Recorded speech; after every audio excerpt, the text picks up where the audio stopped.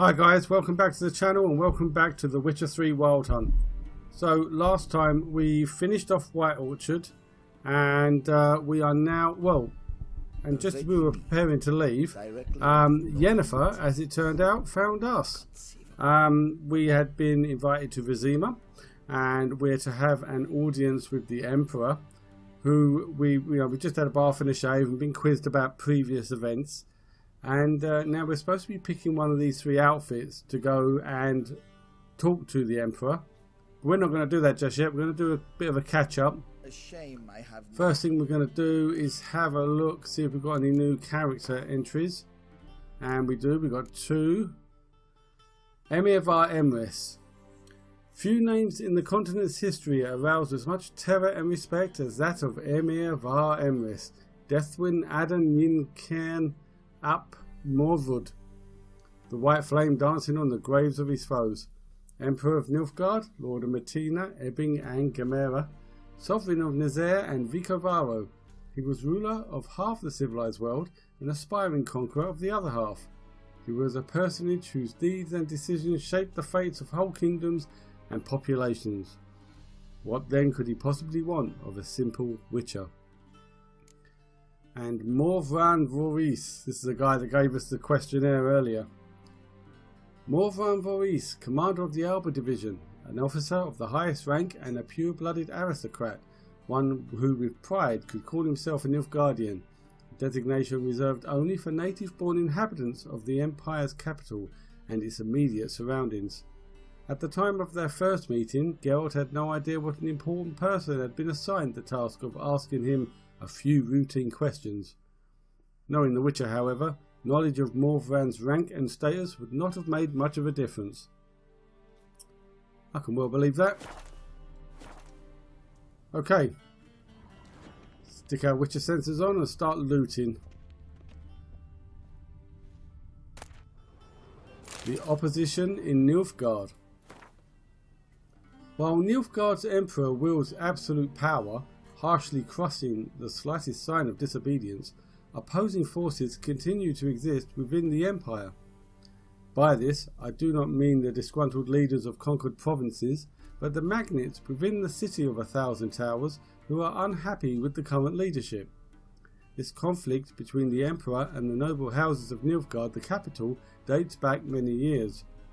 All the princes of the blood and magnates expected their ruler to wed one of their daughters and sire an heir with one of their own. The Emperor, however, had other plans. This proved a slap in the face for all the great families for which he refused to take a bride.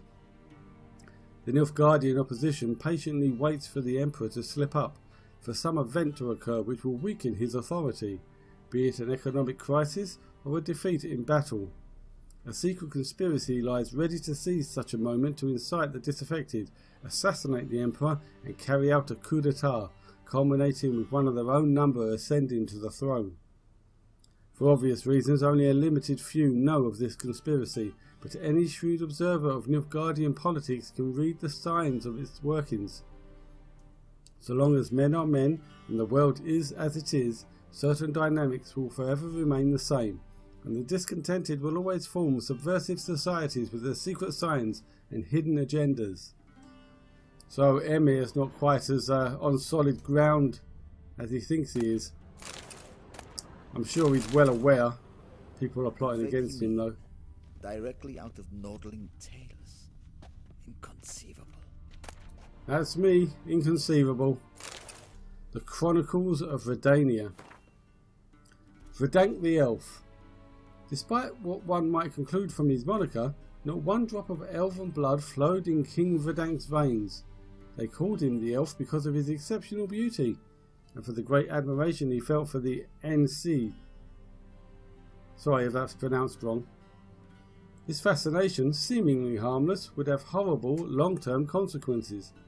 King Verdank, spitted in the face of all laws and customs, chose as his wife a half-elf, and one of low status at that, known as Beatrix of Kavir. The fruit of this regrettable and short-lived mésalliance was Falca, who later fomented bloody revolt against her own father. Though this uprising was ultimately extinguished, and Falca herself burnt at the stake, The young state was thereafter thrown into chaos for years to come.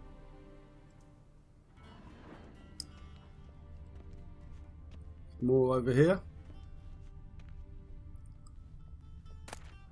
Big old treasure chest. Inside, one mug. Why the hell not? The wonders of Zerrikania. During my many travels, I have seen countless extraordinary places. The primeval wilds of Brokilon, with trees so high their tips disappear in the clouds. Dwarven chambers carved into the guts of the Mahakam Mountains, with walls plated in pure gold. The ice palace of Pont Venice, adorned with stained frost windows. Yet none of these made such an impression on me as did the rightly famed Zerrikania. Yep, whoops, gone too far. Oh, just leave it. Yeah, while I was traversing the fiery mountains, I feared disappointment awaited me on the other side.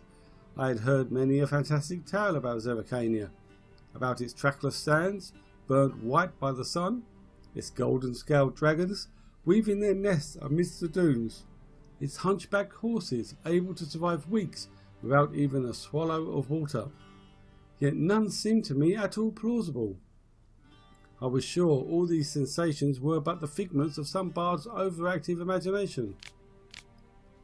I know this will be as hard for you to believe, dear reader, as it once was for me, but all of the unbelievable tales are true. Not only that, during my many months of travel I came across wonders far surpassing those any prior travelogues mentioned. I saw temples dedicated to the worship of dragons. I heard their voice, almost human, but reverberating with 1,000 echoes. I met warrior maids clad in leopard skins, tattooed from head to foot, and giving no ground to witches in mastery of the blade. I saw mages who channeled power from fire. I saw seemingly harmless flies whose solitary bite would make a man fall into a deep slumber, never to awake save to die. In short, Zerrikania is a land where the fantastic is normal and the impossible occurs daily. I don't believe we get to travel to either Zerrikania or Redania in this game, but I don't know if you did in the previous two games. I have no time. If you know the answer to that, by all means let me know in the comments. I'll be interested to find out. A sword for witches. Who are the hunters, you ask? Folk like you and yours, I reply. The decent kind, haters of lies, doers of good. The kind who live according to the gods' laws and nature's laws too. Those disgusted by the machinations of witches, magickas and non-humans. All that separates us from common folk is that we've the courage to take up arms, to defend our lands from evil, to slice out the gangrene that eats us from within. We haven't a leader, we haven't forts or land. Though God-fearing Radovid supports us with his gold at times, we've not sworn him nor any other ruler any oath. We serve only the eternal fire, and we listen only to our own conscience. Who can join us? Any who is right of soul and sound of body. You can find us in every larger city in the north. We will give you board, lodging and a weapon. We will explain how to spot the telltale signs of evil. Birthmarks in strange and arcane shapes, smooth skin on a matron aged more than 30 springs, and black cats kept in the yard, to name but a few. We will show you how to defend yourself from witchcraft, how to tame and snuff out magic elements with dimeritium. We will instruct you how to squeeze the sinner's darkest secrets out of them with a hot iron, and how to grant them cleansing death with the help of sacred fire. Ah, the eternal fire. What a lovely bunch of people they are. Yeah, very, very nasty fanaticists who we will see a lot more of later on. Okay, just do this last bookcase and then we will get dressed. Gnomish prankings. These three paragraphs are all separate, so don't worry if this doesn't make any sense. Scrub the greasings from a dog's ear, soak into cotton twine, place in a new lamp of greenish hue, and set said lamp betwixt an eager crowd. Forsooth, shall they swear that a dog's head they behold, and this shall be no sorcery, but good betidings. For the Prince of Alanda's nuptials, a paltry gnome armed with a miniature cutlass behid himself in a pie. When guests partook of the princely banquet, anon jumped out the besabred gnome, giving a terrible fright to all at first, then causing much merriment once the jest was figured. And he didn't start stabbing people, presumably. A cynocephalus, or a doghead in our tongue, a beast that in the wastes of Zanzibar dwells, has the corpus of a man and the head of a dog. Like Anubis then. The Prince of Alanda did receive such a specimen from these far off lands. The cynocephalus lets stream its urine with the tolling of every hour, both day and night, and this is why Zangabarians engrave its likeness on timepieces and compasses. Why compasses? That doesn't make any sense. Timepieces, yeah, I get that.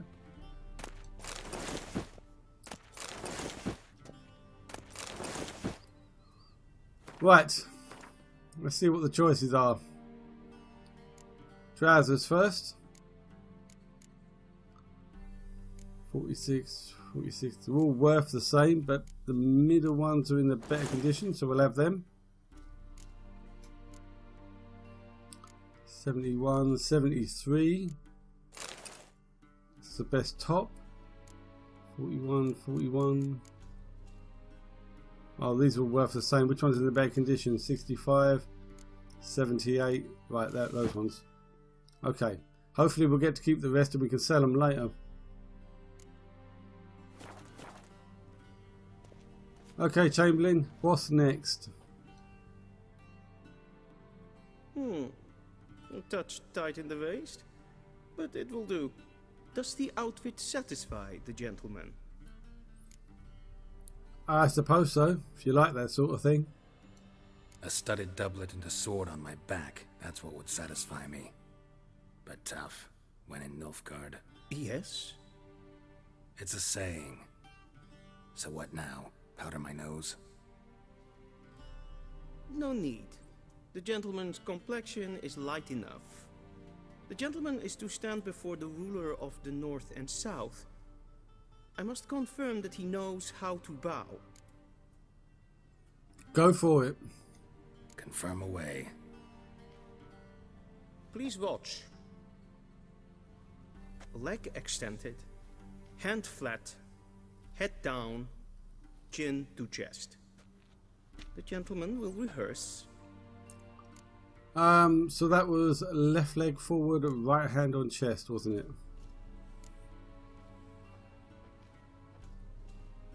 it?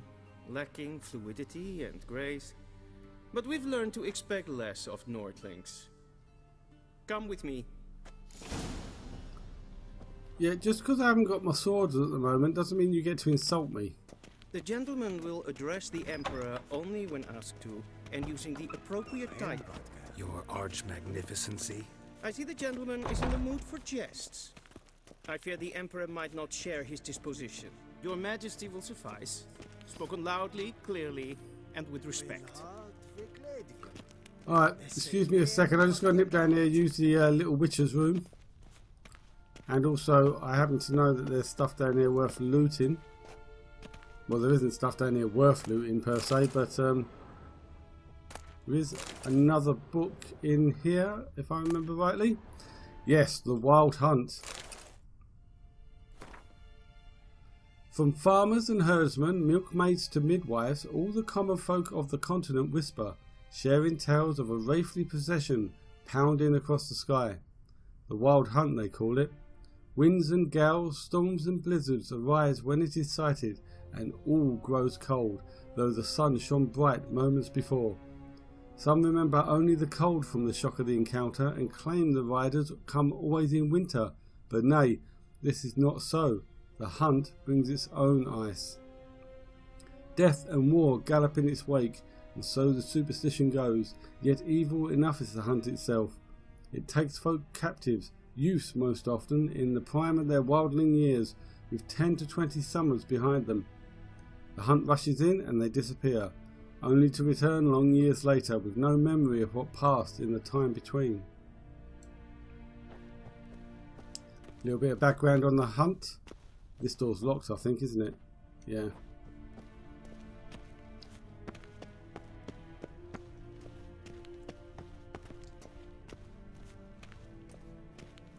Okay, let's meet this Emperor bloke then.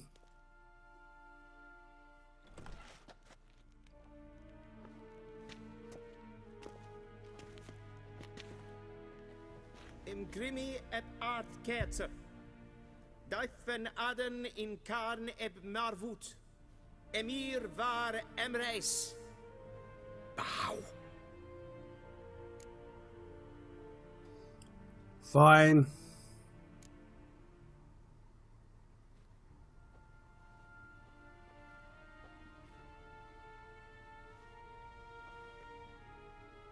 Your Imperial Majesty.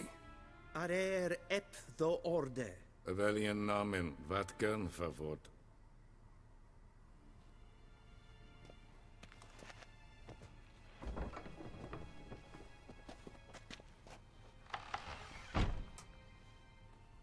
I thought you bowed before no man. Didn't want to disappoint the Chamberlain. We're friends.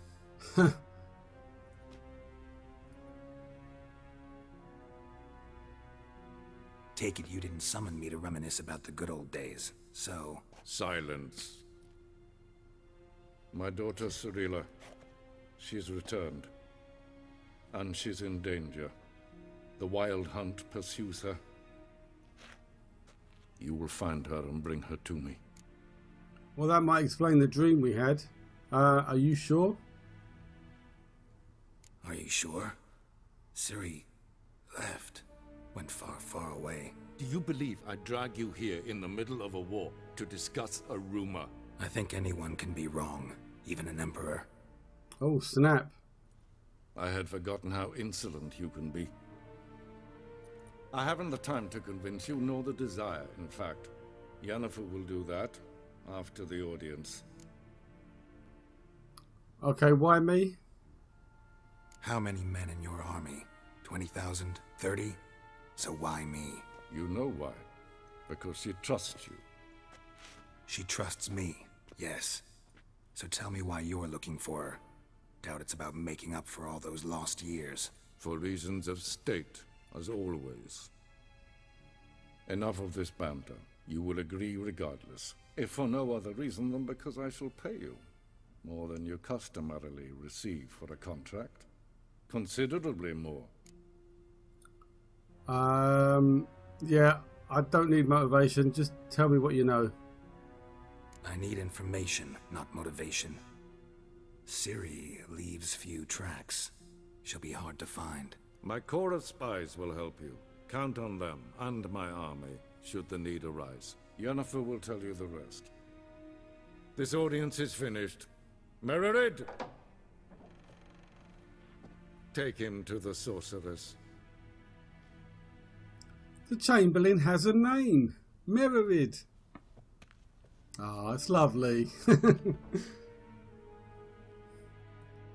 Later, Zemir. Follow me, if the gentleman pleases. Please keep close. There are many honorable guests in the palace, whom the gentleman Disgusts. need not bother. Very tactful, mate. First thing in the morning, and it's Yes, past Hen, noon. Esquin, calm yourself. What? You know who you're talking to, soldier. Well, look what we have here. More Van Voorhees. Raadsleden enecht es tun es saur an nein feiert. Es is hier efsa. Ep finser nein mathenk. Nein kof hotel an emp pava. Es frag, kja side. Duf. Wisse voor atra es paese. Tete tag heen en kalant nese verloy sau. Ep Toussaint? Mind if I interrupt? Why not join in instead? We're discussing neutrality. How difficult it is to preserve. Yeah, I know a little bit about that. Know a thing or two about that. Care to explain? Never changes. I try to stay out of things, stand aside. Then comes an urgent summons, and an offer I can't refuse. Enough about that. Mind if we change the subject? I talked to the Emperor. So, talk to the Emperor. Why did he summon you? So not even you know. No. But I wager it's an ordinary witch's contract. Some werebubs. See ya. See ya. Bye-bye. Soon, mind you. Not in a hurry to see the sorceress.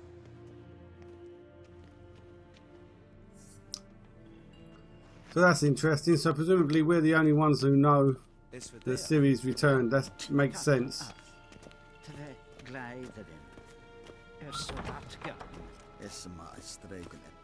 Now, I happen to know a little secret.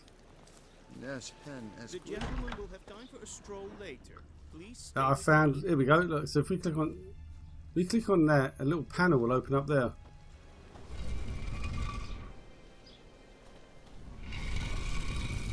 The gentleman will have time for a stroll later. Please stay with You're going to have to wait, mate. I'm a bit busy now. I'm looting again. Enhanced saddle. An old letter. Dear Sir Roderick de Wet. Lovely name. Please forgive me for my tardy response. I was waiting for Golan Vivaldi to confirm sufficient funds were available to redeem the bill of exchange you provided. Not that I don't trust you, but the gods help those who help themselves, as the Kedweni saying goes. Getting straight to your question, Princess Ada's curse could indeed be caused to return. The Witcher from Rivia had only a rudimentary knowledge of magic arcana, and so was not able to fully remove the spell, and instead only temporarily disrupted its workings. For Ada to become a Strigger once more, one would have to sprinkle her food with 3 drops of blood from her father, King Foltest, 3 drops of blood from a wolf, and 3 drops of bile from a freshly buried woman, one who died having finished 100 years but not yet having started her 101st. That's pretty specific. Then one must cast the insipid triangle over the meal thus prepared. That should do the trick. Yet please consider carefully whether you truly wish to carry out such an ignoble deed. Hoping to do business again with you in the future, Alessandra Deville. Now, this is talking about events that happened right at the beginning of the first game. I've actually watched somebody play the beginning of this of Witcher 1 on YouTube actually, and it starts off with a cutscene which is involving Princess Ada and becoming a Strigger. So that's what this is in reference to. Although, considering, if I remember rightly, King Foltest died at the beginning of Witcher 2, getting 3 drops of his blood, unless they've got a stock of it, seems like she's unlikely to be cursed again. the gentleman will have time for a stroll later. Stay with me.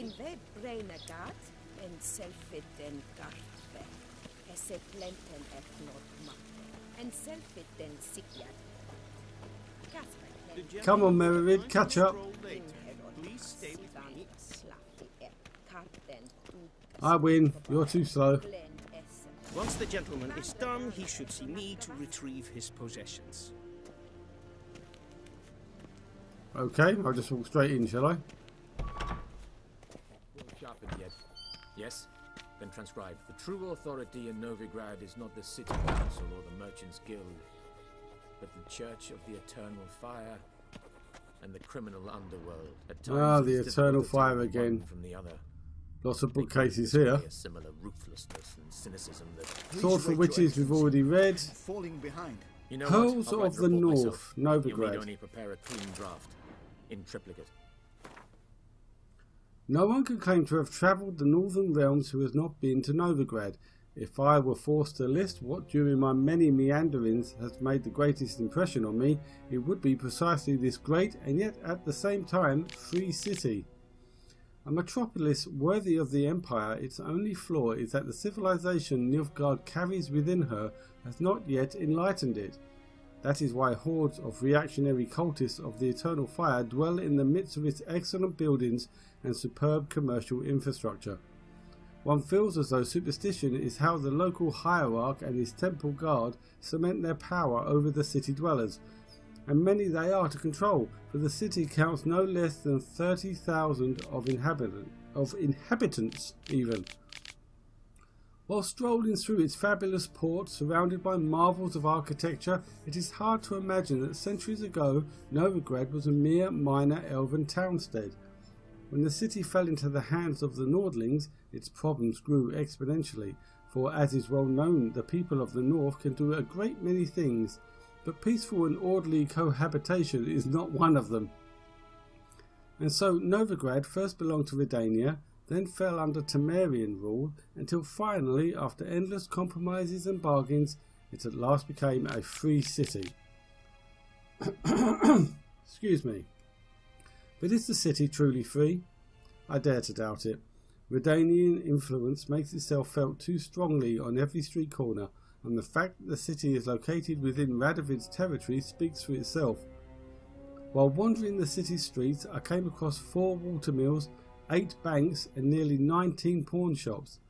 There were also a great many houses of simple pleasures such as taverns and brothels, and Novigrad's commitment to matters of faith is borne witness to by the fact that the city contains no less than, I kid you not, 19 temples to the Eternal Fire.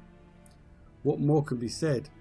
I think Novigrad has all the markings of the capital of the world, and perhaps that is what it will one day become. First, however, someone needs to bring order to within her walls. We will see more of Novigrad much later on. What else do we have? Oh, let me loot. Excuse me. Got a sore throat today, that's why I keep coughing. What shall become of Temeria? Temeria, a land where milk and honey once flowed. In what did she wrong the gods that they should treat her so cruelly? The Pearl of the North to some, she proved a galloping range for Nilfgaardian cavalry to others. As a country, it had survived 2 previous wars against the Empire. It was here that the war's bloodiest battles were fought. It was in Temeria where their most bestial deeds were wrought. It was Temerian civilians who bore the full brunt of these wars or horrors. And bear them we did, bravely and steadfastly, until the demise of our great protector, King Foltest. Then Providence turned its fickle face from Temeria. Murdered most treacherously, Foltest vowed to leave Temeria a worthy successor. And so all manner of curse soon fell upon her, tearing her apart like so much carrion. She had no more allies then. None remembered that we had once been the armour protecting the north from the designs of the mad dancer, he who had the gravestones of his foes pounded into a ballroom floor. That would be Emhyr then. A free and independent Temeria is no more. A dark-faced sun looms over her every rampart. Yet we Temerians live on, and always will. As long as folk believe, the usurper who took our beloved capital, Vizima, to treat as his property will forever peer over his shoulder in fear. For in the shadows lurks not one dagger, but the power of a nation of daggers, waiting to deal justice's blow. Some people just don't know when to quit. Royal lineages of the North. This is presumably going to be about Emhyr and Cirilla. Oh, no, just Cirilla, okay. Cirilla Fiona Ellen Rhiannon, born in 1251, heiress to the throne of Cintra, Princess of Bruges and Duchess of Sodden, heiress to Innis Ard Skellig and Innis Ann Skellig, and suzerain of Atra and Abyara, daughter of Pavetta, see Pavetta Fiona Ellen, and the Urchian of Erlenwald, see Emhyr Emrys, granddaughter of the famous lioness of Cintra, Queen Calanthe, see Calanthe Fiona Rhiannon. A shipwreck occurred during a journey from Cintra to Skellige, which took the lives of the Urchian and Pavetta. Cirilla's further upbringing was then entrusted to her grandmother. In 1260, afraid of the looming Nilfgaardian threat, Queen Calanthe sent Cirilla to the court of King Ervil, see Ervil of Verden, where the heiress of Cintra was to marry the heir to the throne of Verden, Prince Kistrin. the Kistrin of Velen. Though allying with Verdun and gaining the aid of that realm's army was at the time Callanth's top priority, no marriage ever occurred, and Cirilla returned to her grandmother's court. In 1262, during the so-called Sintra massacre, Cirilla went missing. Interesting. I have to say, I don't know if I've mentioned this before, but I haven't read the books, so I don't know a lot of this background information. I don't know what it's referring to. It's all new to me.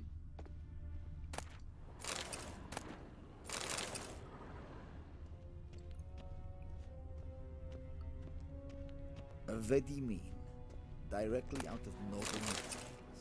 I know. Inconceivable. Yeah. I've heard it all before. A portrayal of the elder races. What is a non-human? The answer is simple. As the very name suggests, it is something which resembles and yet nevertheless is not a human. Though it walks on two legs, speaks a tongue similar to our own, and dresses in similar attire, it all the same has more in common with base beast than noble man. Dwarves are like moles. They feel best underground and avoid direct sunlight. They like to live in filth, forever smudging themselves in mud and slime. They love everything that can be found within the earth, rocks, metal, minerals of all shape and colour. It is also said that, like their kindred moles, they feed most readily on worms, roaches and other night crawlers. Halflings, for their part, are more reminiscent of gophers. Fat, lazy and loud in that typical rodent way, their minds are filled only with thoughts of food and drink, which they steal from other nobler beasts and greedily scribble away in their hovels. They are marked by a cruel craftiness. You could be dying of hunger and they would not share a meal with you. You could be howling from poverty and they could be swimming in gold, and yet they would still fleece you to the last crown. You could do nothing but good to them and they would still stab a knife in your back. Elves, in turn, seem related to the birds of prey that dwell in far-off Zerrikania. They care most for coloured feathers. They would most readily spend all day staring at their reflections in the water and singing their own praises. They are so awash in self-love that they no longer feel any desire towards members of the opposite sex of their own species. Their appearance, unquestionably pleasant to the eye, is highly misleading, for they are extraordinarily cruel, and any who judge them by looks alone they first dupe and then kill in cold blood. The best proof of this? The so-called Scoia'tael bandits that claimed the fight for freedom, but in truth only long to kill humans. All these vile so-called elder races are, to our great fortune, slowly dying out. Joy fills the heart of every right-thinking man at the thought that his great-grandchildren will never know them, and that in their day dwarves, halflings and elves will be mere fairy-tale characters used to scare young, impressionable children. That sounded like another bit of propaganda from the Eternal Fire. But he never actually mentioned them. Oh, cutscene. Geralt, that tunic. You look positively smashing. Dying to take it off. I'd consider that a proposition under different circumstances. One I might even take you up on. But we've matters to attend to. Now do you understand why I'm at Emhyr's court? And seems we're in the same boat now. Ciri, she's really back? No chance he's mistaken? Look, that's more or less what she looks like now. Or so our agents claim. Our little witch has grown into a young lady. Yeah, all grown up. How about that? She's grown up. It's been years since you trained together at Kaer Morhen. A great deal has changed. You haven't? Not a bit? I missed those awkward compliments of yours. But let's focus on Ciri, all right? Right. Emhyr said the Wild hunts after her. I'd find that hard to believe before what happened yesterday. How did they track us down? Because of me. You see, I've spent months searching for Ciri, using locating spells, haruspicy, geomancy, anything, really. I knew the Wild Hunt might sense it, perhaps even find me, but I thought I'd tricked them. Well, guess you were wrong. I've sensed them on my trail, hunting me, for some time. If not for you and Emhyr's soldiers, they'd have gotten what they were after. I can't risk another encounter like that. It's time to put away the magic, turn to more traditional methods. To the best tracker I know. You must find her, Geralt. Before the Wild Hunt does. Well, what does the Wild Hunt want from Ciri? The Wild Hunt? What could it want from Ciri? I've no clue, Geralt. Might have written them to ask, but I don't have their address. Alright, Saki. I know as much as you do. It must be about her blood. Her gift. As for what the Hunt wishes to do with that gift, I'd prefer not to think about it, really.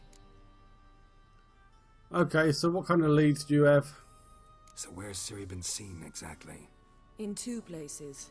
Velen and Novigrad. The trail in Velen is most promising. You should make that your first stop. Ask for a merchant named Hendrik at the inn at the crossroads. One of the Emperor's agents. He should get in touch with you. That's it? No passwords? Secret handshakes? None. Sorry to spoil your fun. Your boyhood fantasies about the crafts of the trade. All we have in Novigrad are unconfirmed reports, rumors. But there you will have the help of our mutual acquaintance. Triss Merigold. Apparently she's got a cozy flat on the main square. Sure she'll be delighted to see me. What about you? What will you do? I shall sail for Skellige. There was a magic explosion there recently, blew half a forest down. I believe this had something to do with Ciri. I'll be in Caer Trold. Join me there once you've learned something. Okay, but why didn't you contact me earlier? One thing before we go. Why didn't you contact me? Didn't need me? Didn't even want to see me?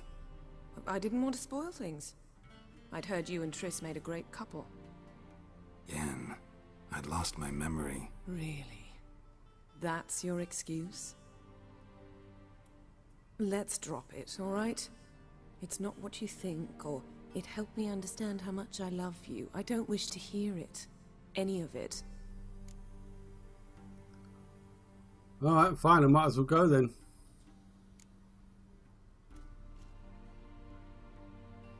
Guess this means we need to split up again. Not my preference, but I understand. Clock's ticking. It is indeed. So why don't I teleport you to Velen, get you there at once? Not gonna happen. I'll go on horseback, as soon as I can get changed. Have it your way? Oh, and you really look quite dashing in black velvet. Think so? Maybe I can have some of my armor lined with it. Good luck, Yen. Same to you.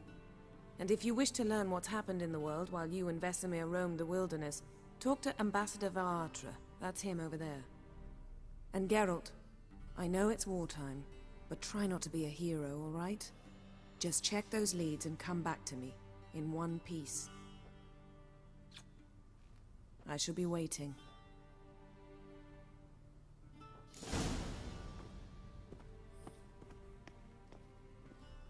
Okay. Let's go and talk to... oh no, actually, before we talk to the ambassador...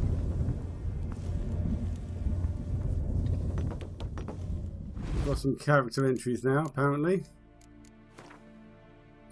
Hendrik, this is the spy. Considering the way spy corps of all stripes tend to function, Hendrik was undoubtedly not this man's real name. Nevertheless, that was the only appellation the Witcher knew for his Imperial Majesty's nose to the ground in Velen. After asking around, Geralt learned that Hendrik lived in the village of Heverton. We haven't done that yet. That's a bit of a silly sentence to put in there, but okay. Triss Merigold. I always considered it a point of particular pride to count Triss Merigold of Maribor among my closest and dearest friends. This exceptionally talented sorceress was a shining star of her profession, the former mage advisor to King Foltest, and a famous hero of the Battle of Sodden, known as the 14th of the Hill. yet in no way did she resemble her often unbearably haughty sisters in magic. Her deft mind, warm smile, and considerable personal charm had always won over even the hardest of hearts. Though my personal relations with Triss never ventured beyond the fraternal, Geralt of Rivia at one point found her allure irresistible. From then on, the two shared feelings that ran far deeper than a superficial and fleeting fancy. Yennefer told Geralt that Triss had recently taken up residence in the free city of Novigrad. That she has. And we will see her later. Right, before we speak to the ambassador, we've got one more massive bit of looting to do around here. And then I can give my voice a rest for a while. Oh, elemental oil. That's interesting. I wonder if I can craft that now. Oh, and a bomb. I can, yes. Lovely. Salmon bomb as well. Marvellous. Sword for witches with red. The last wish. Human life requires three things for its sustenance: food, drink, and gossip. It is thus no wonder that no matter where I travel, be it icebound Povis or evergreen Toussaint, everyone asks me about the passions that bind Geralt and the sorceress Yennefer of Vengerberg. As a man both cautious and discreet, I refuse to betray their secrets, with one important exception. The history of their first encounter is so extraordinary, so romantic and moving, that it would be a veritable crime to hide this light beneath a bushel basket. Indeed, had I not witnessed these events in person, I would never believe there was room in our grim and dark world for such fantastic marvels. Wait, stop it. It all began when Geralt and I were feeling a bit peckish and, unburdened by heavy coin pouches, decided to fish our supper out of a lake. No bites were to be had, but we did not leave empty-handed. My hook snagged quite a lovely little pot. Oblivious to my friend's warnings, I opened it, and in doing so freed a powerful djinn. Without giving it much thought, I set about proclaiming my wishes. Before I could get to three, however, the djinn, irritated I see now in hindsight at being issued demands so soon after waking, began to throttle me.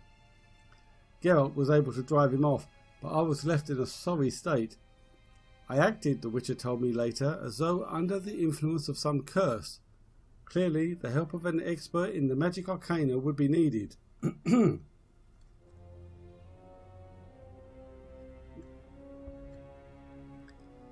It was our good fortune that Yennefer of Vengerberg happened to be staying in a nearby village. Geralt went to her to ask that she heal his best friend, who happened also to be the brightest star in the North's poetic firmament, if he does say so himself. Yennefer, however, was more interested in the djinn, which he wanted to trap into magic servitude, than in its victim, and it should be said, played the Witcher like a well-strung mandolin. Yet rather than grow angry at being used in such a calculating manner, he fell white head over muddy boots in love with her. What happened then? Well, I won't go into details. Suffice to say that Yennefer's plans hardly delighted the djinn, and without its cooperation she proved unable to tame it. The sorceress would surely have met a tragic end, and taken all of Rind along with her, had Geralt not rushed to her rescue. Excuse me. For once he did not need to draw either of his blades. To send the djinn packing, he had but to pronounce the third and final wish. He could have asked for anything, wealth, fame, power, but instead he asked the djinn to bind his fate to that of the arrogant yet intriguing sorceress from Vengerberg. Julian Alfred Pancrest, Viscount of Lettenhove, born 1232, award-winning poet, playwright and troubadour, frequent performer at the courts of Vesemir,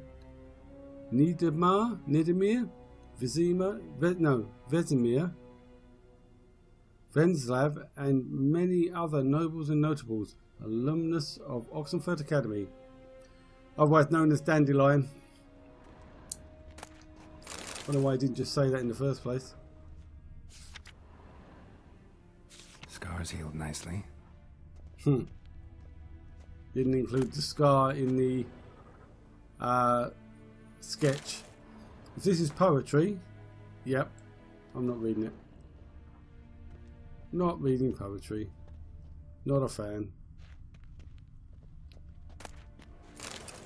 Rusty bread knife. Wild hunt with red.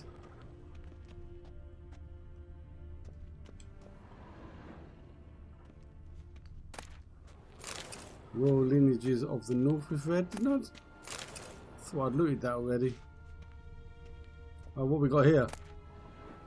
Letter to Yennefer. Yennefer, my dear friend. Hey! Thank you for your letter. Forgive me for not answering your earlier attempt to reach me via Megascope. I'm trying to limit my magic communication to the absolute minimum. One never knows who's listening, don't you agree? I am delighted you have found a position at our gracious Emperor's court and wish you the best of luck in search for his daughter. It is good to know that Emhyr's intentions for her become more, how shall I put it, mundane. Perhaps in these circumstances an agreement regarding the lodge will prove possible after all. In response to your first question, I can state beyond all doubt that Ciri has not appeared anywhere south of the Yaruga. Believe me, I could recognise her magic signature in my sleep. I have not had any contact with Triss for a long time. I only know that things in Novigrad have taken an ill turn. She mentioned something earlier about fleeing to Kavir, but I am afraid that in the current political climate that amounts to an impossible daydream. I hope I will be able to join you in Vizima. First, however, I must take care of some unfortunate yet urgent matters in Beauclair. With fondest regards, Fringilla Vigo. P.S. Thank you for the news about Geralt. He always seems to land on his feet, doesn't he? That's what you want to call it. Last bookcase. She Who Knows. Folk say there were 4 at first. The mother, She Who Knows, the Lady of the Wood, came here from a faraway land, and since she suffered terribly from loneliness, she made 3 daughters out of dirt and water. A long time ago, the mother was sole ruler of all of Velen. Her daughters heard the people's requests and served as her voice. Each spring, sacrifices of grain, animals and men were made to the Lady of the Wood on her special night. Yet as the years passed, the Lady of the Wood slipped deeper and deeper into madness. Her madness eventually spread over the land. Men took to abandoning their homes and setting out into the bog, where they became food for beasts. Before long, Velen was drowning in blood. The daughters saw their land nearing destruction and took it upon themselves to save it. When spring came once more, and with it the night of sacrifices, they killed their mother and buried her in the bog. Her blood watered the oak atop Erd Serbin, and from then on the tree grew wholesome and hearty food for the people. As for the lady's immortal soul, it refused to leave its beloved land, and so the sisters imprisoned it. To this day it lies trapped beneath the whispering hillock, where it thrashes about in powerless rage. That will make more sense in a while as well. Right, let's find out what the ambassador knows. Ambassador Varatra, Yennefer suggested I ask you about current events, the war and so on. Of course. The Emperor's servants should keep no secrets from each other. If you will, let us approach the map. So this is the bit where we basically find out what's going on in each of the areas we're going to have to go to during the course of the game. And it's kind of like a massive foreshadowing section, if you will. How's the war going? I mean, apart from the fact that Nilfgaard's triumph is imminent. I assume this to be a private conversation. We've no witnesses, so let's dispense with the propaganda, even that shrouded in irony. Our offensive was going splendidly until winter came. Edirn was in such disarray that we encountered no resistance. We had reached the Pontar before the first snows. Only a weakened Kedwin remained, and Radovid's Redania, which had ignored the rest of the North's pleas for help. We thought they'd sue for peace, perhaps even submit to vassalization. We waited for spring, certain of victory. Radovid? Submit? Yes, a vain hope, I agree. Radovid sent no peace envoys, nor did he advance on our positions. Instead, he trudged over the snow-bound Kestrel Mountains and attacked Kedwen, his ally. This attack took the Kedweni by surprise. They were still mourning the loss of their king. Rudderless and dejected, they laid down their arms after a few lost skirmishes and joined Radovid. And so by spring, instead of 2 weak enemies, we had only one powerful one. What about Kovir? What about Kovir? Kovir values its neutrality, enough not to lend its armies, or more importantly, even its coin to either side. Returning to the war, this spring there was a massive battle in the marshes of Velen. Massive, yet indecisive. Both sides suffered enormous losses, unprecedented even. Radovid has retreated across the Pontar. He's safe for now, until reinforcements arrive from the south. Then Emperor Emhyr and Yennefer will deal with him once and for all. Couldn't you just go home?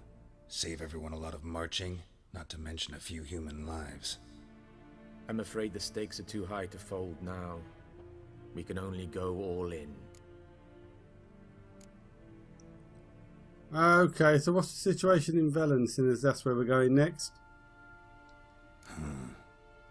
How do things look in Velen? As bad as ever, perhaps worse. This land never flowed with milk and honey, and now it flows with blood. Armies have swept through it several times, trampling fields, looting granaries, burning villages. Famine grips the populace. So how's ruling that earthly paradise going for you? Not well, to be honest. Our forces are spread thin as it is, and Velen is chiefly swampy forests that are difficult to control. We've had several patrols never return to their camps. Thus, we've temporarily delegated authority in this region to a certain Nordling, a former low-ranking officer in the Temerian army, one Philip Strenger, better known by his nom de guerre, the Bloody Baron. I advise you well. Avoid him. Yeah, that probably isn't going to be possible. What's happening in Novigrad? Although we've got an inkling already from what we've read today.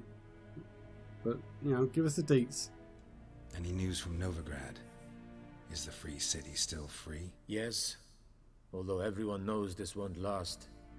Radovid is in Oxenford, and the Emperor is here in Vizima, at Novigrad's doorstep, both. And both require coin and ships. Novigrad can provide these. Which is why the mood in the city is rather, well, on edge. Meaning? How do men deal with fear?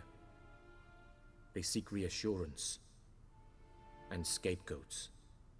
The Church of the Eternal Fire understands this perfectly, and so it promises to improve the lives of its flock by pointing out the guilty. Who started the war?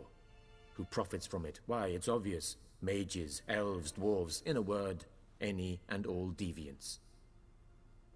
I've been stationed in Novigrad for 13 years. First as a consul, then as ambassador. I've seen a great deal. Cruelty, cynicism, greed. But what is happening there now concerns me greatly. Sounds like fun. What's happening in Skellige?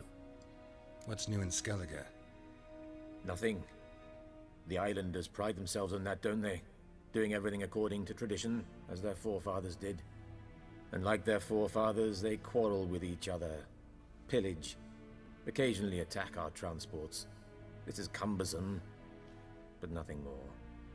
Skellige has always been a footnote to history, and so it shall remain. Sound awfully confident. What if King Bran manages to unite the Jarls? Lead all the clans against your fleet? King Bran is a feeble old man. From what I know, he barely remembers the names of his own vassals. Uniting all might prove difficult. Alright, well thanks for that. Thanks for your help. Think nothing of it. May the great sun light your path. Oops, sorry. Oh, we're back here. Okay. Mererid, where are you? How might I serve the gentleman? By returning my things.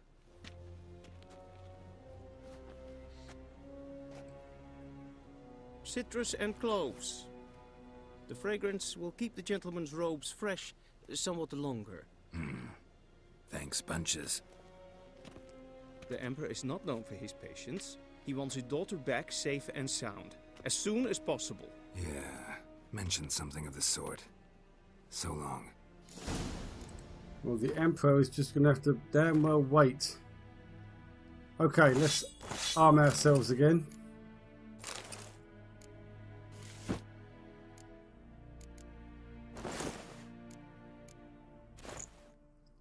That's better. Although we're not done.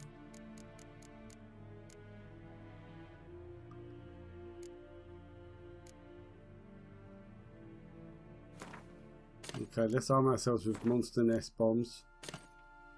That would make the most sense. Is that it? Have we got any bolts we can put on? No, nothing at this point. Apparently we are going to be able to keep all those closed, so we'll sell them as soon as we get a chance. Ah, yeah, the enhanced saddle. Is that... Oh, it's the same as what we've got, so that's okay. Oh, wait. That looked like something that was unread. Oh, no, it isn't. Oh, it's the Gwent book. Okay. Yeah. Right, one more thing to do before we leave here.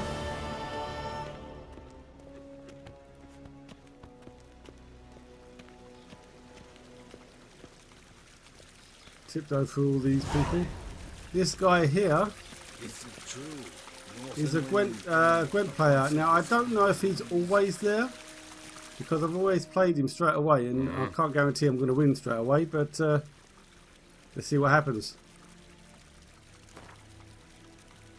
Place a bet, choose an amount using the left stick and confirm it by pressing X. This amount will be added to the pot. If you win, you will get twice as much back. Alright. Let's go all in. Wouldn't mind a few rounds of cards. Now the thing is, I seem to remember this guy being quite difficult to beat. So I can't guarantee I'm going to beat him first time. Let's see what happens.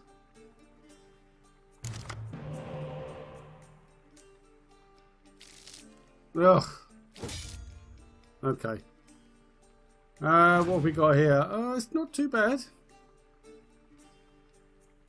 But, like I say, he's probably going to be quite difficult.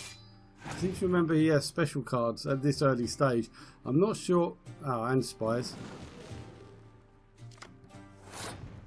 I think he's got 2 of these, actually. We'll take that one. I'm not sure you're supposed to play him this early. I think I'll save that for now.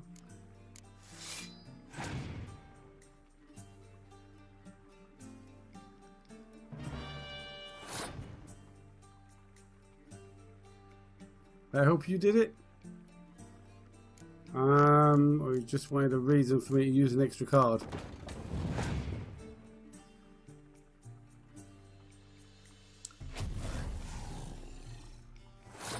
I hate Scorch cards.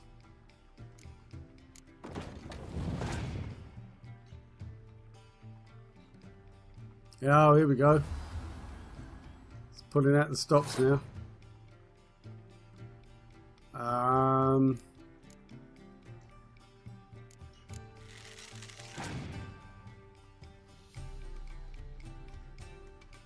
Not sure how far to take this with him. But if I let him win this one, then I've got to win the next 2 cards, next 2 rounds rather, with 5 cards.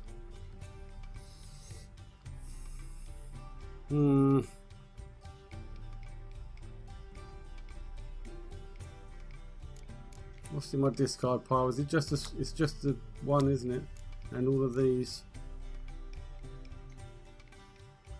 Alright, I'm gonna have to let him have it.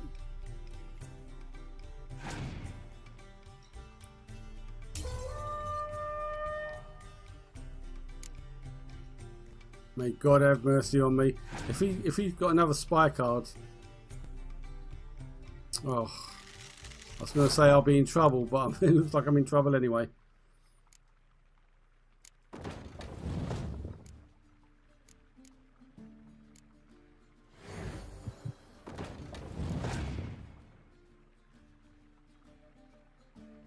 Oh! Okay, that's worrying. But I'll take it. What's he got in mind? Alright, yep, that's alright.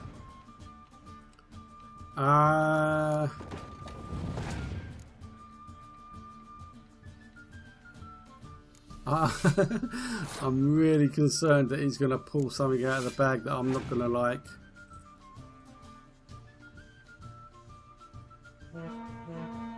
Okay, it's not what I thought, but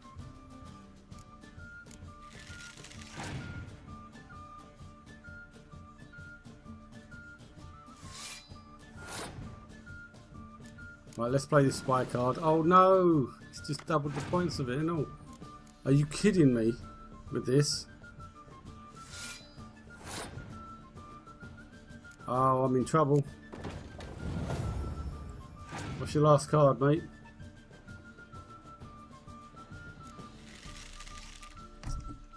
Yeah, I don't think I'm going to win. Damn it.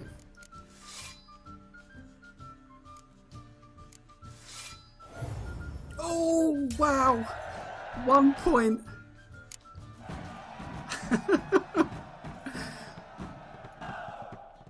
Wow. Barbarians. Oh yeah, bad loser. Oh, I got a new full test card. Okay.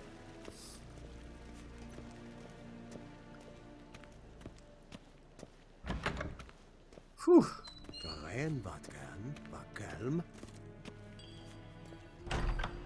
Aren't you my barber? What are you doing here? Okay, let's go.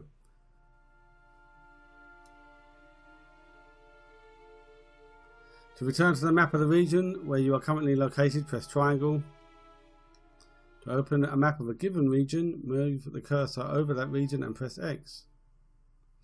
Which is what we're going to do right now. Geralt and Yennefer were reunited, but something even more important happened in Vizima. Geralt learned that Cirilla, his one-time ward, had returned from afar, and she was in danger. He was to find her, at the Emperor's command and Yennefer's behest.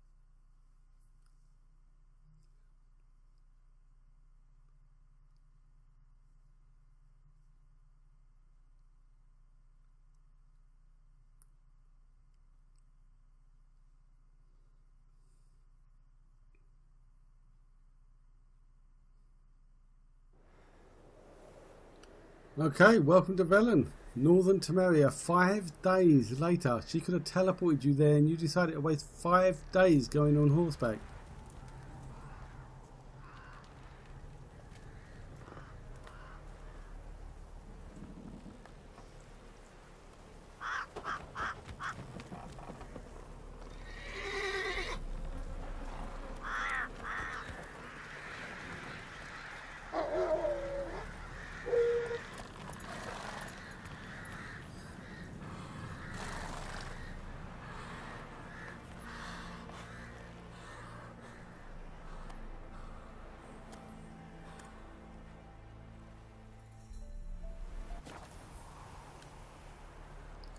Thank you for purchasing the Hearts of Stone expansion. Your currently tracked quest has been changed to the first quest of Hearts of Stone. Yet we only recommend starting it if your character level is at least 30. Have fun and good luck on the path. While playing the Hearts of Stone expansion, you can encounter a rune rite marked by a book icon on your map. This new craftsman, the only of his kind, comes from a far off land and can use his arcane knowledge to considerably improve your equipment. Seek him out and see for yourself. Welcome to the Blood and Wine expansion. In this mode, all the quests of the main storyline are still available to you. To begin playing quests from Blood and Wine, you must first complete a Poet Under Pressure. Is that it? Are we done? Okay. So, little tip. Not really tip, that's not the word I'm looking for. Easter egg. Here we go. There's a book hidden here. Unfinished book. It is widely known that Historia Magistra Vitae Est, or in the common tongue, history is life's teacher. Her students, however, have heretofore preferred to partake of her lectures from afar, namely amidst the quiet stacks of university libraries. They knew her teachings solely from the accounts of third parties, accounts inevitably coloured by these individual prejudices or imperfect memories. I, by contrast, have decided the time has come to break with this convenient yet harmful practice and begin to draw knowledge from the source, writing history where it is made, on the front lines of conflict. Many will say this way madness lies, and that my venture will indubitably end in my untimely death. To them I say with pride, Audentis fortuna euvat, or in the comma, the writing ends abruptly.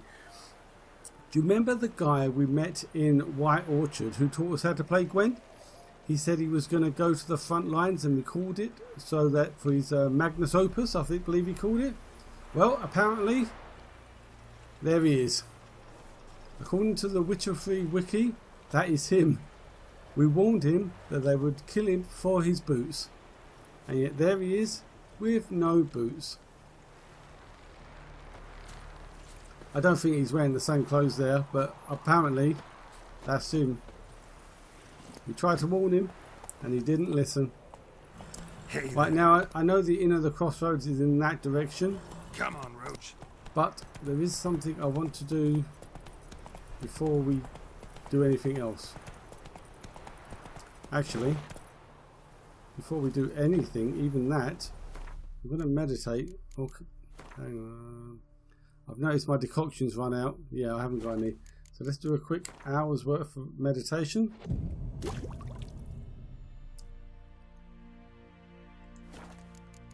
Stick our decoction on. The only one we've got that's of any use right now. Where is it there?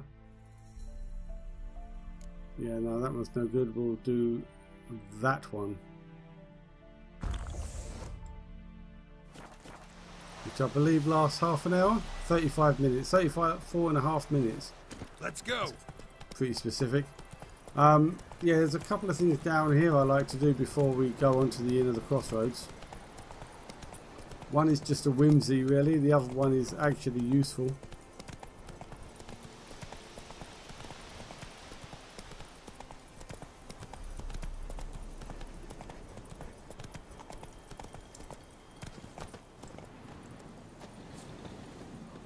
Excuse me, Roach coming through. Oh, look at that. Bloody hell, that Necker Warrior's a bit close. Come on then. I don't think I've got Ogwood oil, have I? That don't mean to say I can't fight you. Come here. Oh, whoa! Steady!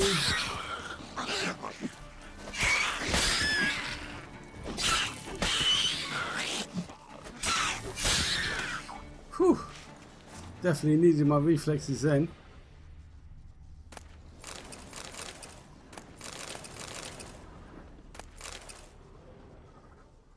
That all of them? Okay, I was gonna actually come down here first because there's stuff to loot down here.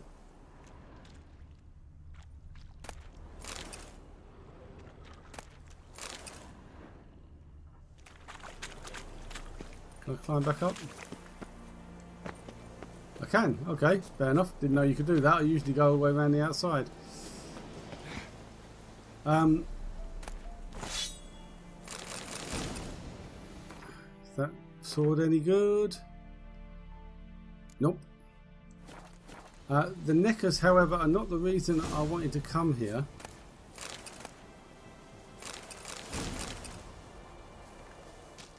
This cave is. Now there's more Neckers in here. But more importantly, just round this corner here, we have ourselves some recipes for armor, for earthing gear. I've never made that set. I've never got far enough in order to make it, so I look forward to that. Ah, there we go. I was going to say, I could have sworn there was more Neckers in here. Oh shit, put me off guard there.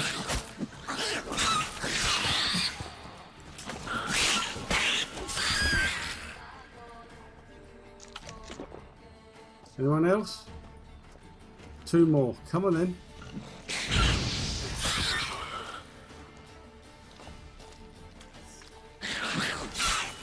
I saw you hiding in the leaves.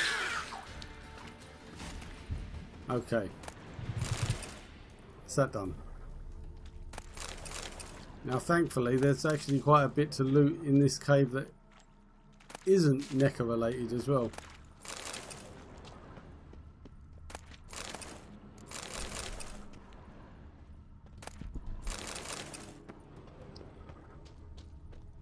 Other than the mushrooms, I mean. Here we go. Fiend decoction. Bloody hell, that was a standing jump, straight up. Didn't even use his hands. Vampire oil. Have a look at that in a minute. I think there's one more chest around here, yeah. Moonstone, okay. Oh, we'll do a mutagen, we'll do that quickly. And we can do the vampire oil, excellent. One more for the collection.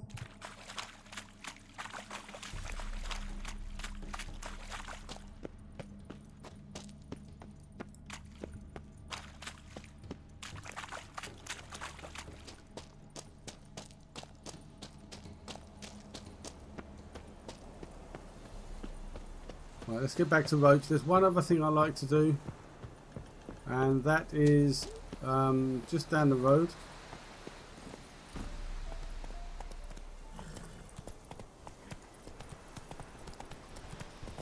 Now on the digital version that I've played previously, this quest can glitch out.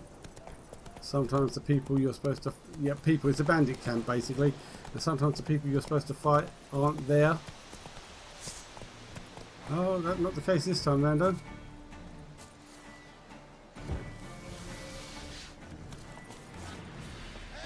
Oh, look at you all glued together.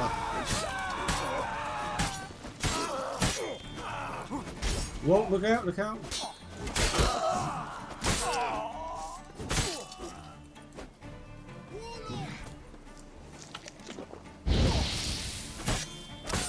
Wow, how did you become fire resistant exactly? There we go. Hello mate, you alright in there? You're looking pretty calm, all things considered.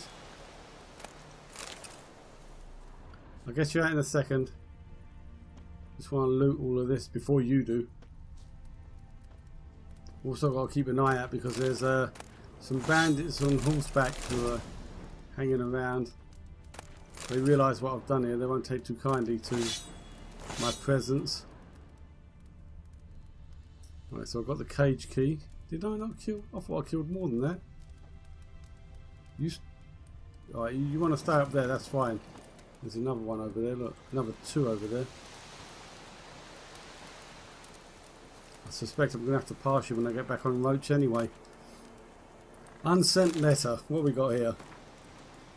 My dear Helka, remember when you said, Isbor, don't you go robbing folk, the gods don't like it. And besides, only refugees on the roads these days, and they're even poorer than us. How you were cross that I shirked working in the fields and didn't bring a scrap home to put in the pot. Well, you're going to have to eat those words, my dear. Gobble them all up with a hearty slice of humble pie and some baked crow on the side. Yesterday, we cornered this merchant, and not of Gors Velen or Brenner man, but from Nilfgaard itself, you see, from the city of Golden Towers. Didn't speak much common, but enough so as we could understand each other. He said he was carrying some goods to the Black One's camp. We took everything he had, and I'm telling you, Helga dearest, you've never seen so many crowns in your life, nor could you ever hope to count that high. Now we're going to rough him up a bit more to see if he hasn't hidden some of his gold or goods. Once we cut off his thumbs, he'll spill his beans about any extra treats stashed in the soles of his boots, and once Mirko scolds him a bit, he'll tell us about the precious stones he's got sewn in the feed bag. Might tell us a great many such things of interest, in fact. You never know just what until you try. Tell the young uns Dar's going to be home soon. That he'll bring them toys and treats, and they'll eat so many honey cakes their tummies are going to burst. For you, Helga, I'll bring a silver necklace and brooch, because while you can be awful cruel at times, I still love you, you naughty bint. Isbor. P.S. Throw on that nightshirt with the lace and the red beads for my arrival and colour up your kisser somewhat.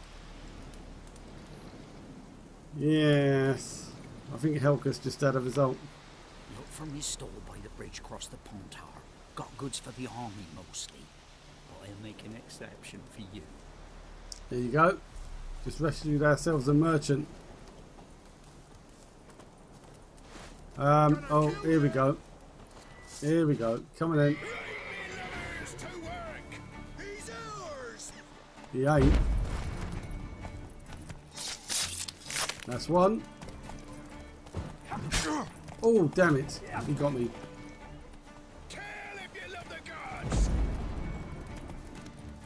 Get out of the way, horse. You're going to let him get up. Oh.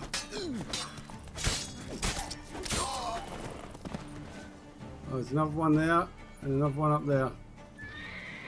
Anyone want to try? You'll regret your mum ever squirted you out. Nice.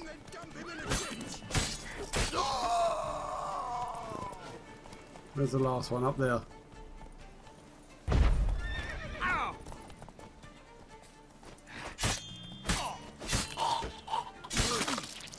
Ooh.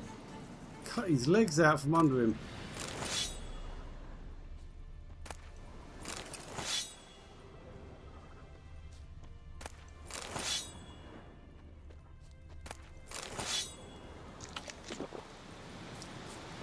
Right, that's that taken care of, and now we can get back on track with the story. Oh god, I thought that was Roach. Where's Roach then? Oh, he's there. Sorry, mistaken identity. Go, go. Am I going the right way? I am. Good, okay. Don't know why I did that. Run, Roach.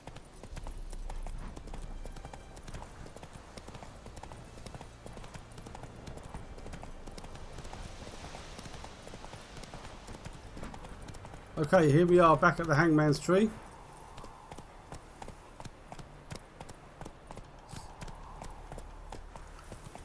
Right, let's continue as we were.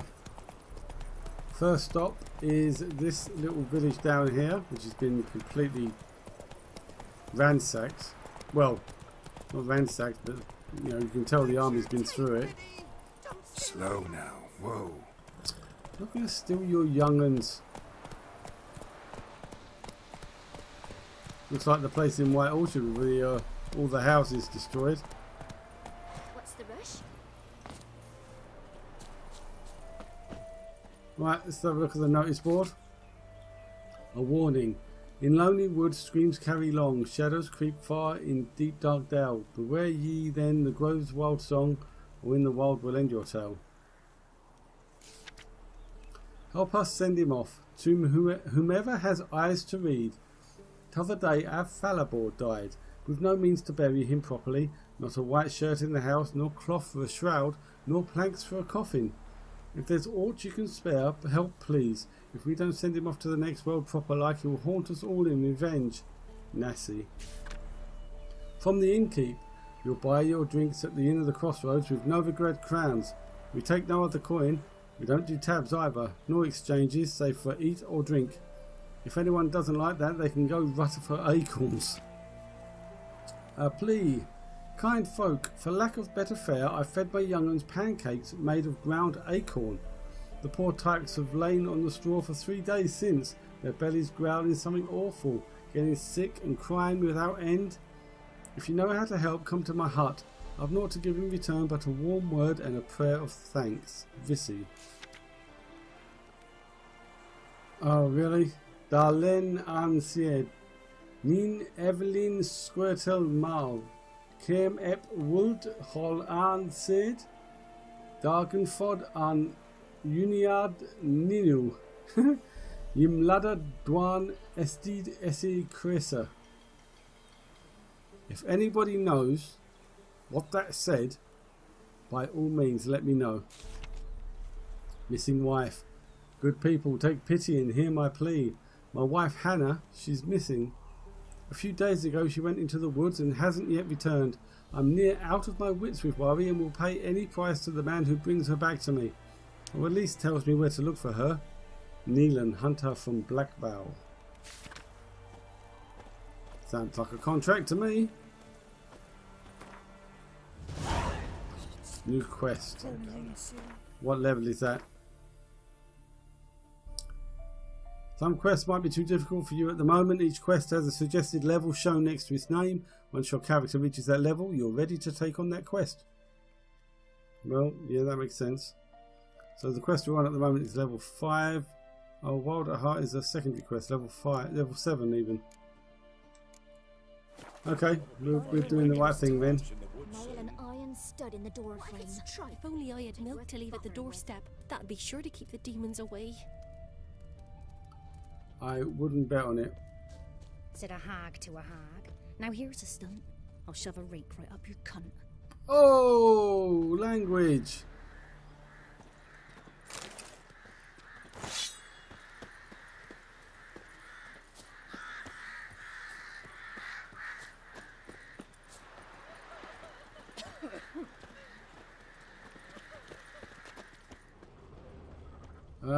I was going to loot some houses then. Here we go. Let's start here. Couldn't see anything to get into for a second there. The shits take any that be hoarding a hog. Well, this lot are just lovely people. In the old oak tree, brewing cider with devilish feet. Ooh, a locked door. Can't resist that. Oh, there's quite a bit in here as well. Don't mind if I do.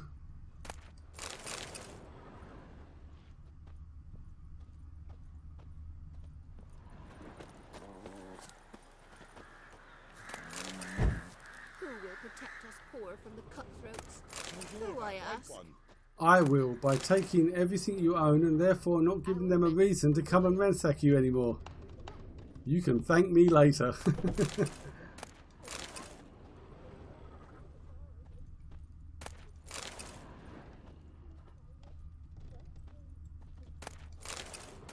How the hell did you get a broken rake into a box that small?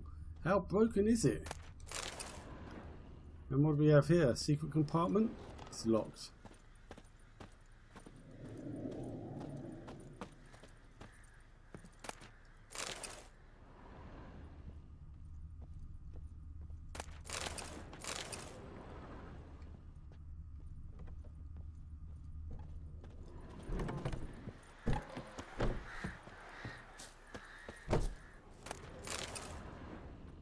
Both forces attacked, one from either side. Cavalry swooped in from the wood. A wall of infantry marched from the swamp. Our boys nothing there anyway. Surrender, but the Black Ones would take no prisoners. They gathered our men, stood them in a circle, and cut down every last one like the butchers they were. Poppies cover the meadow now. Or perhaps they're king cups, drunk on blood.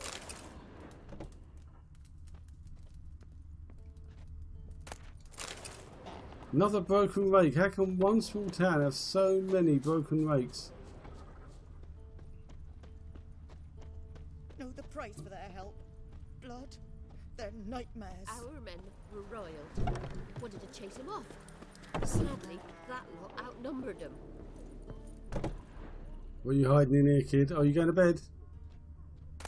Oh, I suppose 9 o'clock at night, yep. Fair enough, good boy. Oh, everyone's going to bed at 9 o'clock at night. Okay, that's not weird. Oh, excuse me. Oh, hello, we've got another locked door. I didn't mean that one. I meant this one.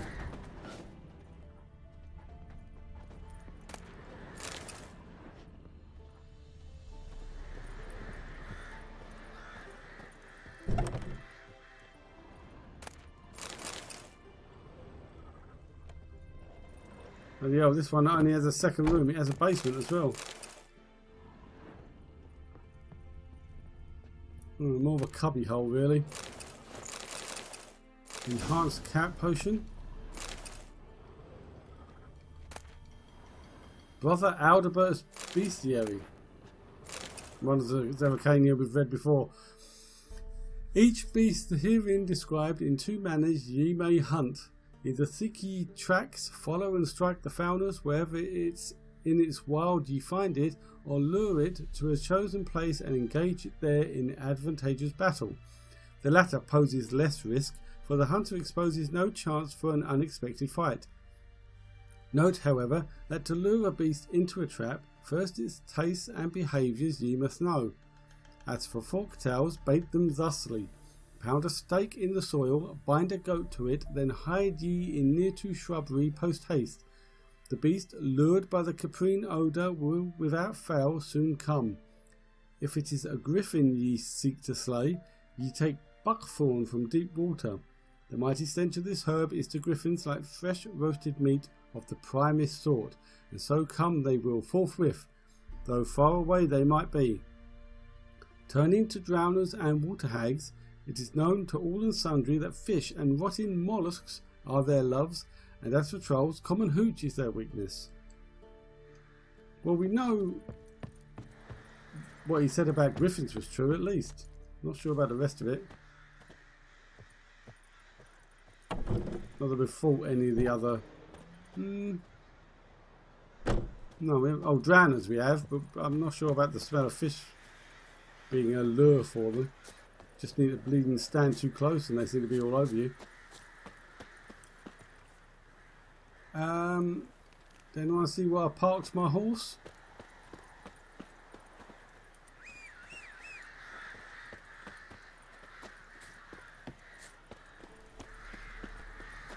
Roach.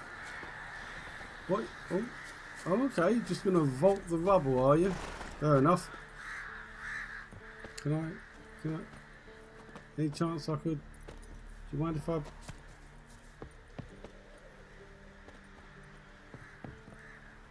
Okay, there we go. Finally. Beware of the ghouls. Move it. Sound advice, mate. Ghouls are a pain.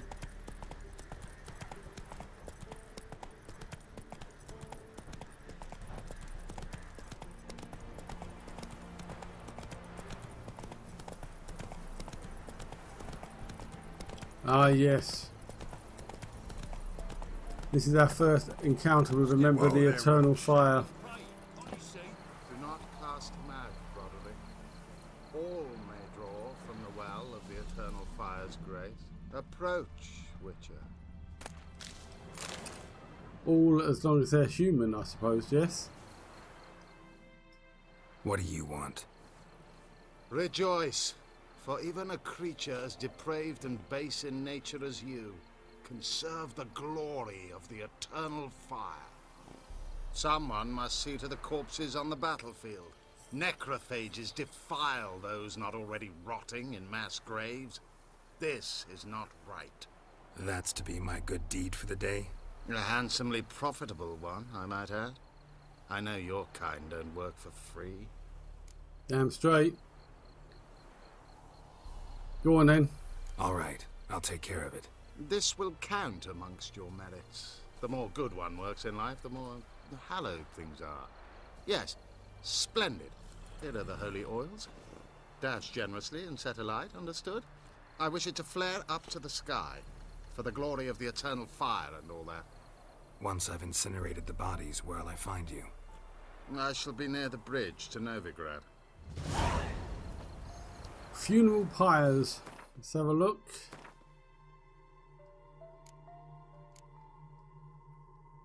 Level 3. Do that next then. In No Man's Land, Geralt was given a contract by an Eternal Fire priest.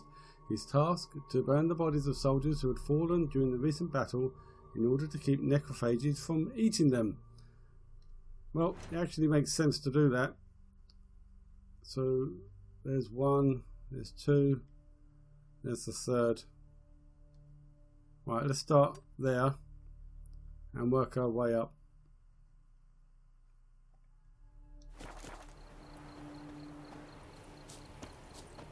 Come on, Roach. Let's go burn some stuff.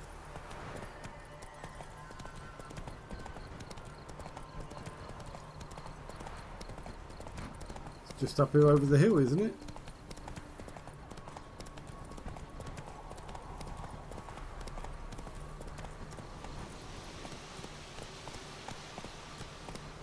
Hey-ya!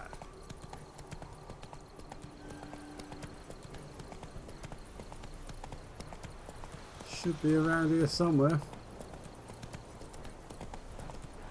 Ah, here we go. Hey there. Ah, ghouls. It's like that guy knew what he was talking about. So we want necrophage oil. And we want a bit of Quen, a bit of Igni. Yeah, sure stinks like a mass grave. Now for the holy oils. They burn well.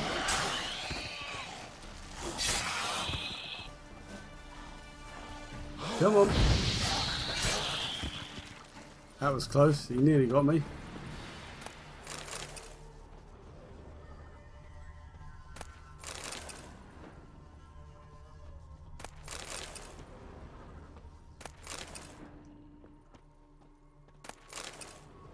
Anything else to loot while I'm here? Oh yeah, plenty. Ashes?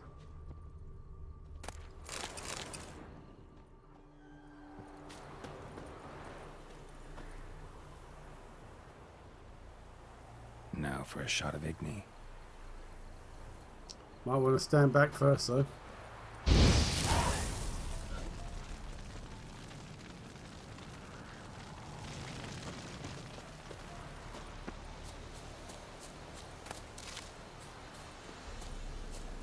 Okay, Roach. Let's go to the second place. Just over here. Run, Roach. Don't go into the tree.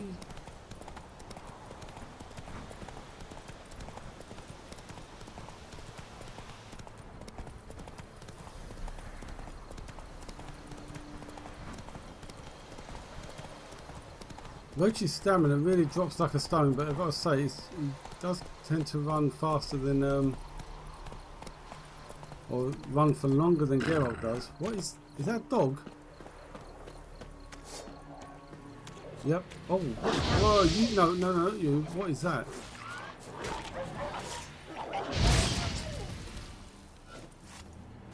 Bloody hell, did I get all 3 of them in one go then?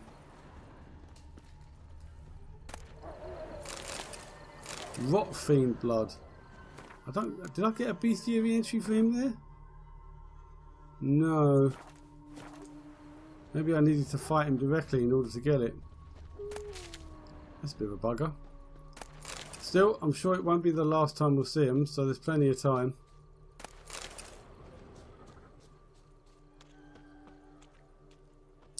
Nothing to loot, so let's just burn away. Now for a shot of Igni.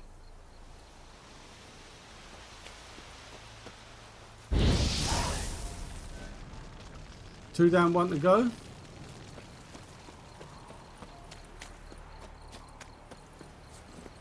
Come on.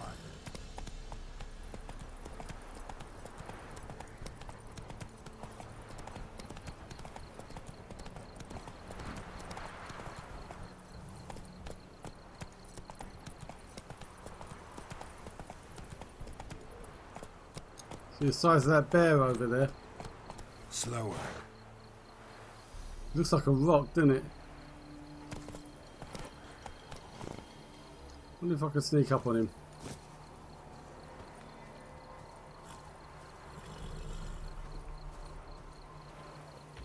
Have I got... Oh, damn it. I just saw movement. Have I got beast oil? I have.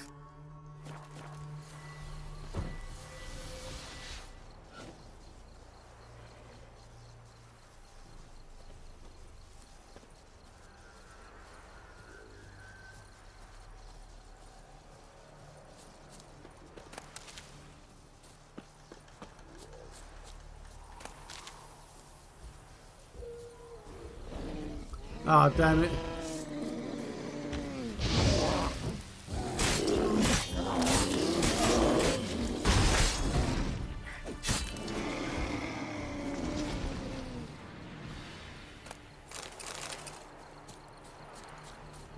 I know, he didn't do anything to me. And that's true, but... Faster. Sometimes you just need to try the challenge, you know?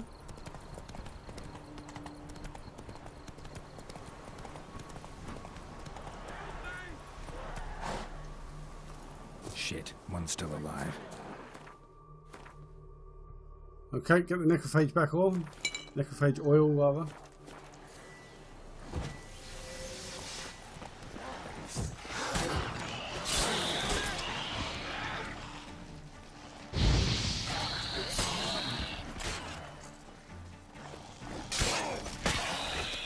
Nice teamwork there, dude. If it ain't that fucking priest, it's corpse eaters. I'm done with this damn town. A priest? We'd agreed to meet as usual, just a larger delivery. Good customer, I thought. Then they whipped out blades. Yeah, are we talking about the same priest? We still talking about a priest of the eternal fire? I'd say so. Beat-stained pricks can't be trusted. This one had ordered premium-grade fisstech from me 3 times, everything perfect, but the 4th, his man came at us with knives, sought to knock us out of trade. Shoved me in that ditch with the corpses. Must have thought the ghouls would take care of the rest. And to make sure, he hired a witcher to burn the bodies, destroy any evidence. A witcher? Meaning you? So what now? Nothing. Didn't pay me to burn the living. Oh, thank the gods it's true what they say. Though mutants, you live by a code. Oh, thank you, Witcher. On the one hand, I've just saved a life, and I'm going to try and get retribution on this priest who tried to make me take a life. On the other hand, I just saved the life of a drug dealer.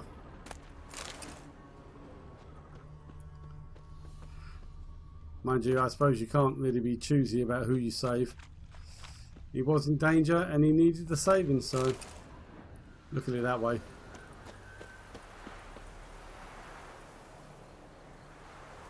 Now for a shot of Igni.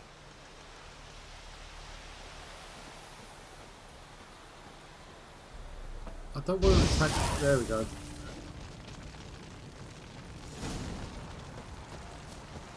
Return to the priest of the eternal fire. Yes, I think I will. Let's go and have a word with him. Got some explaining to do.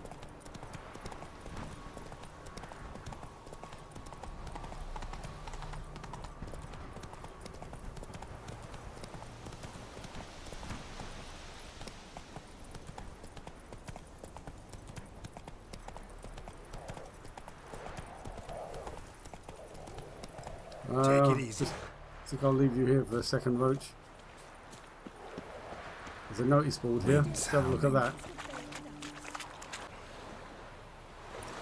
Plague danger. Due to the possibility of an outbreak of plague, the transit camp commander has ordered refugees take daily baths. Wash yourselves, people. It's for your own good. Missing Georgie Lessick. Georgie Lessick, if you make it to this camp, be sure to leave a message. I don't know how much longer I'll stay, but perhaps we'll meet. Don't look for your da, he's dead. Make yourself known, son. Mum. Okay, contract, woodland beast.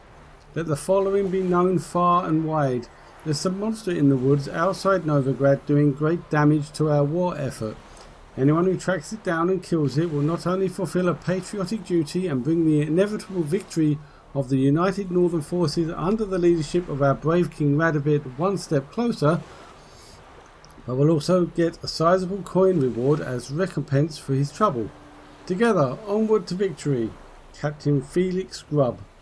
Addendum. Note the reward has not yet been claimed. Addendum. Attention.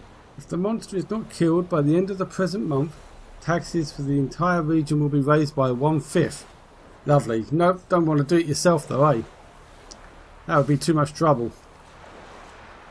We'll deal with that later.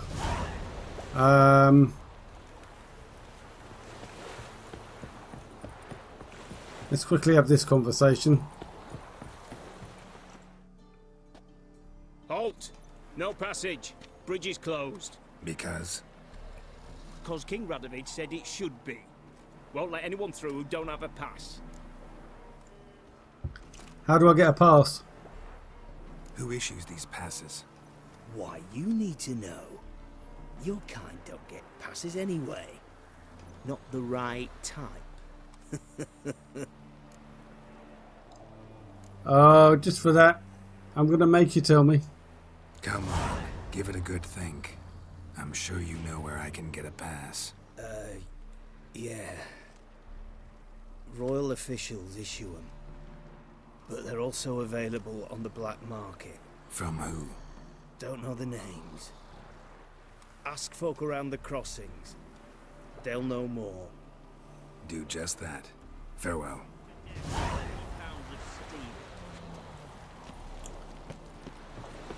Right, so we've got to get ourselves a pass in order to cross over the bridge. I don't think... I mean, we are going to work on getting the pass in a minute, but I don't think we actually need to cross the bridge for quite some time. Yeah, here's the merchant we rescued earlier. See if we can sell him some of our goods. Wouldn't mind a look at your stock. Okay. Let's lighten our load a bit, not that. There we go, you can have all my junk. Not that. Not that.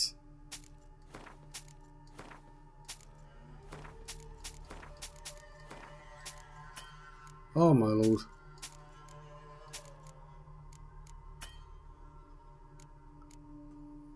Oh, we can't afford it. And he's out of cash. Okay. Fine.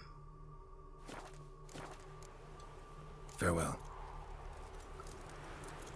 We're going to talk to this guy, the shady merchant, in a little bit. First of all, though, we have some unfinished business to take care of with the priest.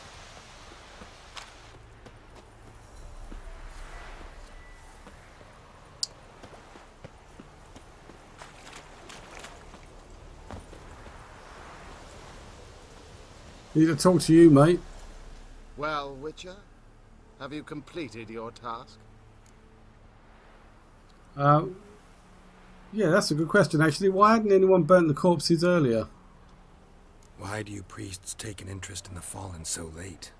The Church of the Eternal Fire's first duty is to the living.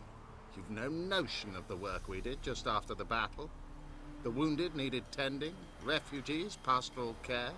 We had sermons to deliver, donations to collect. Relieved to hear it.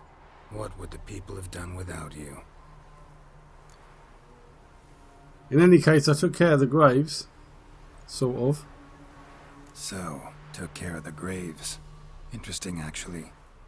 One of the corpses proved to be quite, well, alive. And pretty talkative. What do you mean? Fist-tech dealer. One of them survived.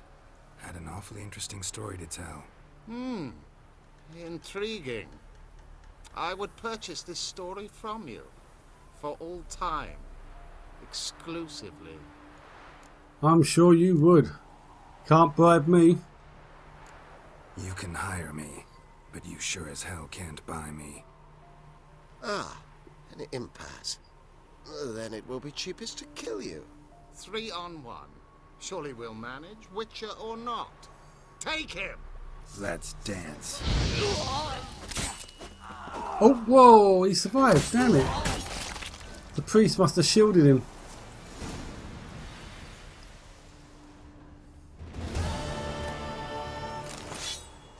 £200 crowns, thank you very much.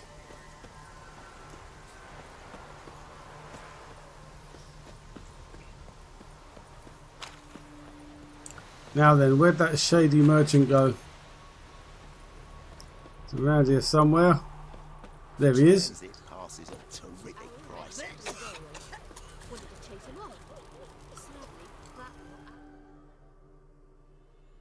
Interest you in a pass? Cheapest around, right here. So this would be the black market that the guard was talking about just now.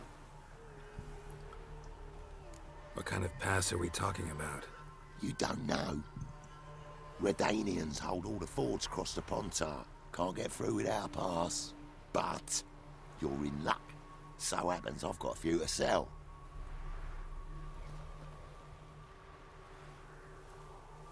What?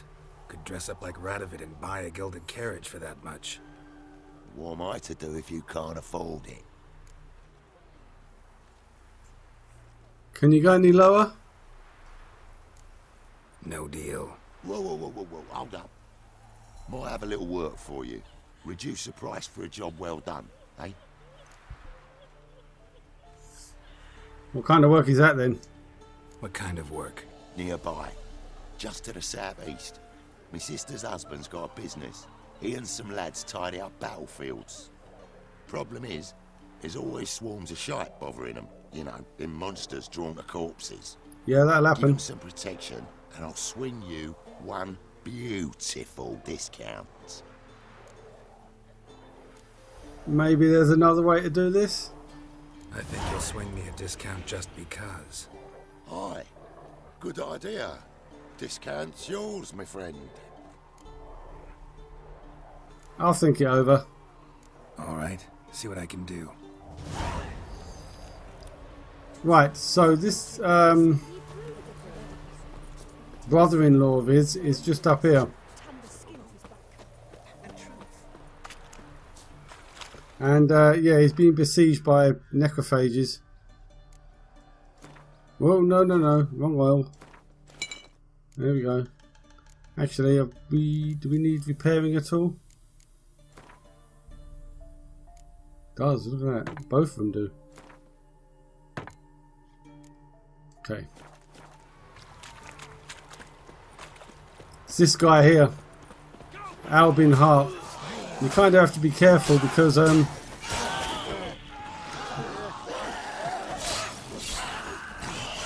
on a second. There we go.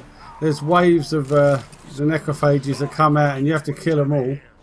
And if Albin Hart, he's the brother-in-law, and if he dies at any point, the guy said in the past doesn't want to deal with you anymore, so I'm going to save my game at this point. Just in case things go a bit south. What is it? Got work for you, because you look to me eyes like a witcher. Am I right? What do you need? Need for my men to finish their work unharmed. But we got corpse eaters coming out all the while. Rid us of them, and we'll give you a share.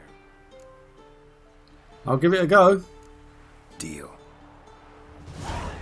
Right, so I'm going to scout up ahead. Oh, whoops, wrong direction. Good start. So let's do some prep. Refresh. I'm not sure how many waves there are. I think there's like 3 or 4. And we'll get Quen ready. Oh, damn it. I was going the wrong way.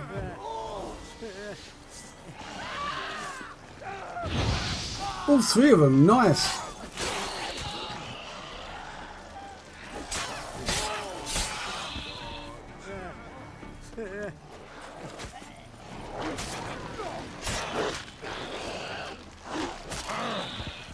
Has he died already?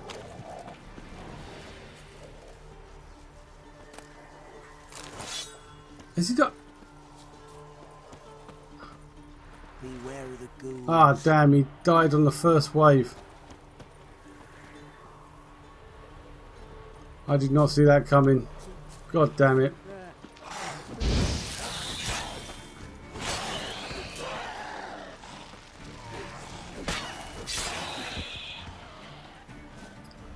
Just gonna have to deal with it, I suppose. Come on then, you. Come on down.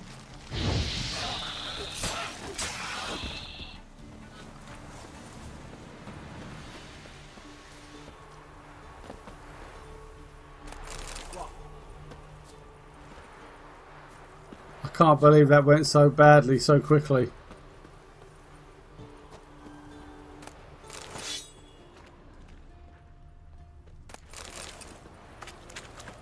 Oh, hang on. Look at the speed of this guy. Dive out of the way, dive out of the way.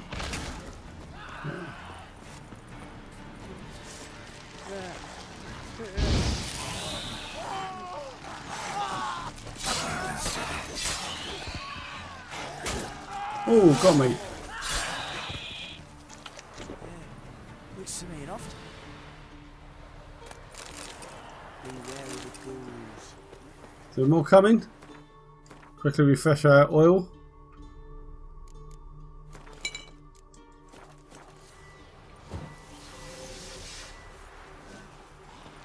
Oh crap, they're trying to split me up.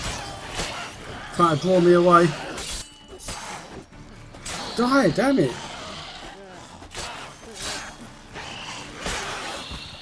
Oh.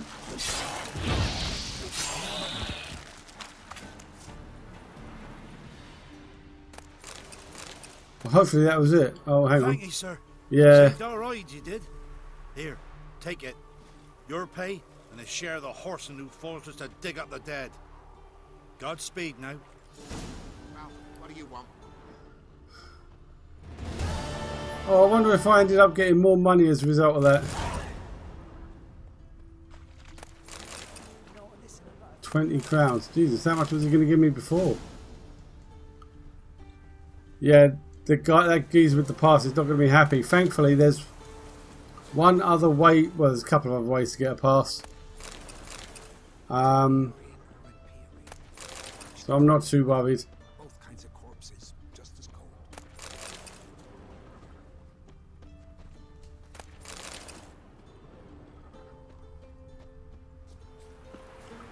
Right, let's go back to the shady merchant and alright, calm yourself. Give him the bad news. Oh, he's over that side. I've gone too far over to the west. That ain't gonna work.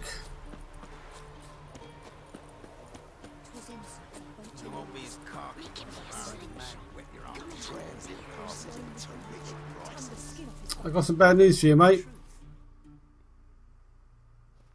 Oh, you again. Looking for a pass? I've got a special price for you. Yeah. You might want to sit down for this.